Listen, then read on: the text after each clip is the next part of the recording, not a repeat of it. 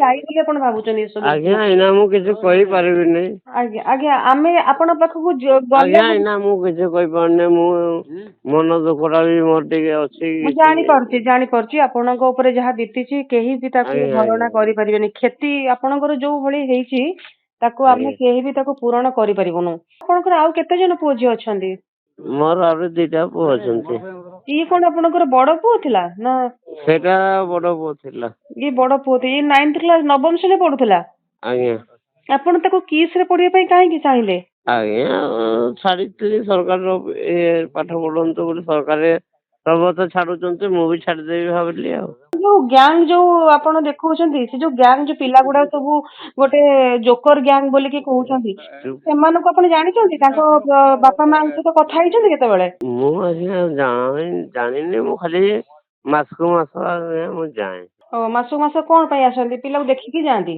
ଆଜ୍ଞା ଦେଖିକି ଯାଉ ଜର ନଥିବ ଖାଦ୍ୟ ଫାଦ୍ୟ କି କଣ ସେଇଗା ପହଞ୍ଚେଇ ଦିଏ ଟିକେ ଆଜ୍ଞା ଆଉ।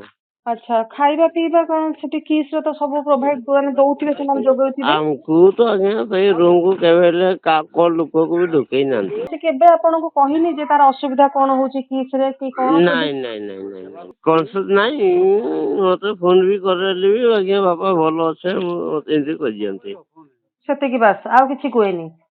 ନାଇଁ ତାପରେ ତାଙ୍କର ଏରା କିସ ତାଙ୍କ ଭିତରେ ହେଇଛି ସେଟା ତ ମୁଁ ଜାଣିନି ଆଜ୍ଞା ତ। ଆପଣଙ୍କୁ ଯେତେବେଳେ ତାଙ୍କୁ ଦିଆଯାଇଥିଲା ଯେ ଆପଣଙ୍କୁ ଯିଏ ଫୋନ କରିଥିଲା ଆପଣଙ୍କୁ କଣ କହିକି ଫୋନ କଲା?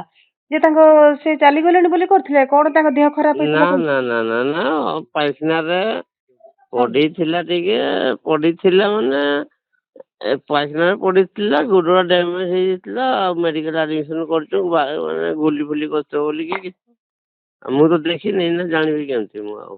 ତ ଓହୋ ଗଲି ବେଳକୁ ଡେଟ୍ ଟା ମତେ ଦେଖେଇ ଦେଇଛନ୍ତି ଆଉ। ତାହେଲେ ଆପଣ ଯାଇକି ପୁଅକୁ କିମ୍ସ ରୁ ନେଇ ଆସିଲେ? ଆଜ୍ଞା ମତେ ହ୍ୟାଣ୍ଡଓଭର କଲେ ମୁଁ ଆଣିଲି ବାଧ୍ୟ ହେଲି ଆଣିତେ। କଣ କହୁଥିଲେ ଯୋଉମାନେ ଆପଣଙ୍କୁ ହ୍ୟାଣ୍ଡ ଓଭର କଲେ ଡକ୍ଟର ମାନେ ଆପଣଙ୍କୁ କିଛି କହିଛନ୍ତି? ଯେ କିଛି ତାଙ୍କ ନାଇଁ ଦିଦି ମତେ ତ କହିଲେ ପାଇଖାନା ଯାଇଥିଲା ମୁଁ ବି ଏତେ ଜାଣିପାରିଲିନି ମୋର ନଷ୍ଟ ହେଇଛି କହିଲା ବେଳକୁ ମୋ ମୁଣ୍ଡ ଟା ବି କାମ ଦେଲାନି ଟିକେ ତାପରେ ମୁଁ କହିଲି ନେଇଯିବି ଛୁଆଟାକୁ। ହଁ ପଇସା ତ ନାଇଁନି ମୁଁ ତାପରେ ଡକ୍ଟର ମାନେ ଗାଡି ଫାଡି ଏଇ ଡକ୍ଟର ତ କହିବି ସାର୍ ମାନେ ଗାଡି ଫାଡି ଦେଲେ। ହୁଁ ତ ହୁଁ ଆଣିଲି ଛୁଆଟାକୁ ଆଉ ରାତି ଆଣିଲି ତାପରେ ଦେଖିଲା ବେଳକୁ ଯାହା ହେଲା କଥା ହେଲା ଆଉ। ଆଉ ସିଏ ଯେତେବେଳେ ଆପଣ ଯେତେବେଳେ ତାକୁ ନେଇ ଆସିଲେ ଘରକୁ କାହିଁକି ଭାବିଲେ ଯେ ତା ସାଙ୍ଗରେ କେମିତି କିଛି ଘଟଣା ଘଟିଛି ବୋଲିକି? ଆଜ୍ଞା ବେକବା ଟିକେ ଇଏ ହେଇଥିଲା ବେଳକୁ ଆମେ ଦେଖୁ ଫଟୋ କରିନୁ।